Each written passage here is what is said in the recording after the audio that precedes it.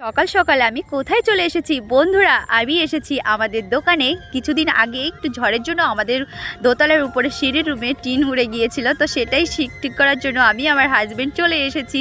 তো বন্ধুরা, আমি যেখানে এখন আছি এটা কিন্তু দোতলার ভিতরে আছি, আর এখানে কিন্তু অনেক কাজ কমপ্লিট হয়নি, আমাদের এখনও বাকি আছে। আর নিচে যেটা আছে ওখানে কিন্তু দোকান করা হয়, আমাদের মুদিখানার দোকান চলে। তো এখানে দেখো চারিপাশের ভিউটা কত সুন্দর। এই ফাঁকা জায়গাটা যেটা তোমরা দেখতে পাচ্ছ এটা কিন্তু একটা আম বাগিচা নামে, কারণ এখানে একসময় প্রচুর আম চাষ হতো। আর বন্ধুরা, এত পরিমাণে রৌদ্র, আমরা তো বসে এখানে থাকতেই পারছি না, নিচে এত গরম, আর আমরা এখন দোতলার উপরে আছি, বুঝতেই পারছো।